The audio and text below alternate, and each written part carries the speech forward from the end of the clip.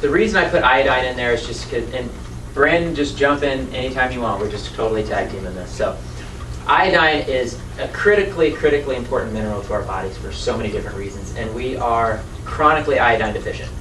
It's just one of those minerals that we just don't get enough of. We don't eat a lot of foods that contain iodine. People in other cultures that eat a lot of sea vegetables and things like that get a lot of iodine in their diet. It's one of the things you hear about the Japanese and the Chinese, why they live so long. They eat a lot more of those types of foods than we do. We don't, so it's really important to supplement it.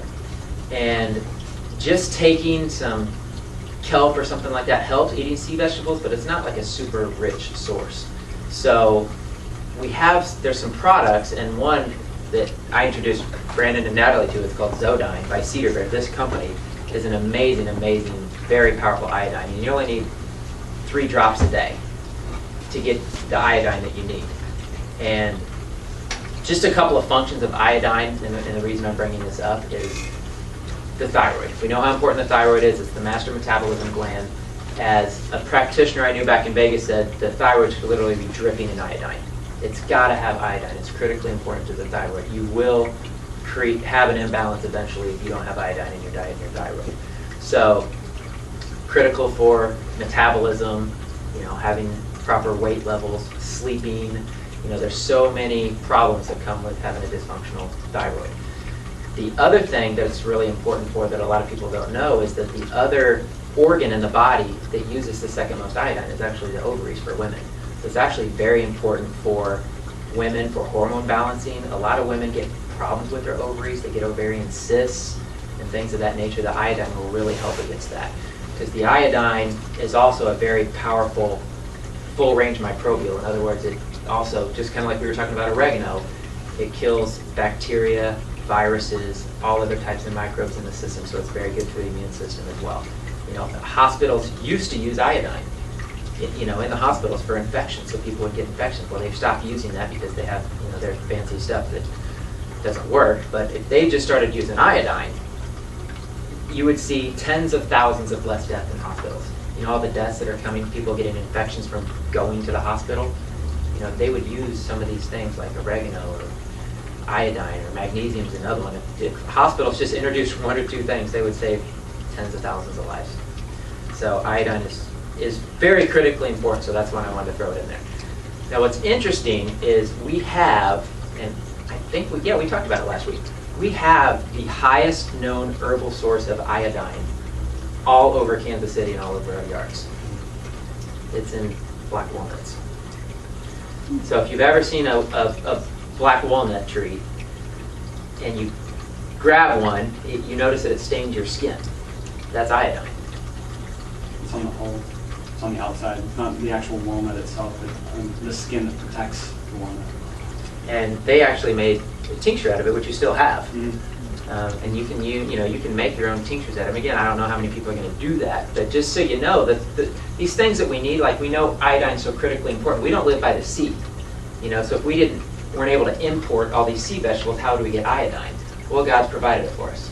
It's in black walnut trees. But it has to be black. Uh-huh. Yeah. So do you clean the skin and then put it in the alcohol or whatever to make a tincture? It depends. Usually what you do is you go harvest it from hopefully a clean area. Number one is how good's the soil. So when you harvest it from a wild location or more wild locations, it's really not that necessary to clean it too much, unless it's dirty, it fell on the ground, it's got mud all over it, yeah, you're going to clean it. But for the most part, if you're just kind of picking it off the tree, which is the most potent source of iodine. When you pick it before it falls, because once it falls, it starts decomposing and going through its cycle. But if you pick it premature, it still has a lot of the protective qualities to keep the walnut protected while it's on the tree, so animals or things don't eat it. So you basically just soak it in alcohol. It's usually, most people use vodka. And it's really a fun experiment because you have to hit it with bats, run it over with cars, just do anything you can to break it apart. So you just pull that whole up, soak it in alcohol, a month. Usually from new moon to full moon, because of the way the Earth's magnetics work. That's usually the best time to get a good extraction. So And now is the time to harvest black walnut. Yeah. Any of you interested? It is. Peak time. Peak time, black walnut trees right now. Take the shell off, right? And it's the Yeah, inside you're gonna part. have to run over it with your car. Are you saying you take? Sometimes that doesn't even Are you work. talking about the thin green The out rind. layer? Yeah, like an orange peel, like if you peeled an orange, that orange peel would be what you would use to soak in alcohol. So that's easier to take off though, isn't it, than the shell? It's That's what I'm not? saying, it's Oh, tough, you it's have to not. crack it with a hammer or do something Okay. to it. Okay. And another Can thing, you just put it whole? you could, but then basically you want to get as much as possible. You want to harvest as much as possible from the wild. And if you have a bunch of just whole, yes, theoretically you can, but if you have a bunch that's consuming the space of the alcohol, you're not going to get as potent of an extract. And that's what we're really going for, is the iodine. We want to concentrate that as much as possible. So we want to use as much skin as possible to extract in the alcohol. Do you want to like cut the skin up if you can? Yeah, if you have a really good grinder, yeah, but you have to have a 3 horsepower Vitamix or better, usually, otherwise you're going to tear something up. Yeah, break machinery. But another thing that I wanted to interject, going with the thyroid, is this is crucial information because we live in Kansas, obviously. But the surrounding states, there's a lot of monocropping going on. There's corn, soy, wheat, and what do they use on a lot of that stuff? Pesticides, right? So what does that have to do with the thyroid? Well, the thyroid as a gland is basically the most negatively charged gland in the body. It's the most negatively charged gland. And you've probably heard of like electrons having a positive or a negative charge, kind of like a magnet has a positive or a negative side, right? Is everybody familiar with that? So basically since our thyroid is the most negatively charged spot in our body, pesticides, plastics, petrochemicals, what do those have? A positive charge. So if we introduce to our system like chemicals in a high dose, just from breathing the air, just from getting produce that's conventional in the store, something like that, we get that in our system, and what that does is it binds up all the free iodine. It binds up these minerals that have a negative charge to lock it up so it doesn't hurt us any further. So in this area, we get pretty chronically deficient in iodine and other minerals. And foods like soy, for example, there's a lot of controversy about soy, whether it's good, whether it's bad. Well, soy is a goitrogen, it's an iodine blocker. So even if you're eating a healthy soy, it still blocks the absorption of iodine inside your body. So what we're saying here is the source of the iodine is pretty critical too. This is another key understanding. Like seaweed's awesome, black walnut's awesome. But what's really interesting about what this company does, and when I started researching it and utilizing it myself, I was blown away. Because iodine also has to be detoxified. There's toxic iodine, and if you have too much iodine in your system, you can actually go into a toxic spin, or your body doesn't use it in the way that we're intended by getting it through food.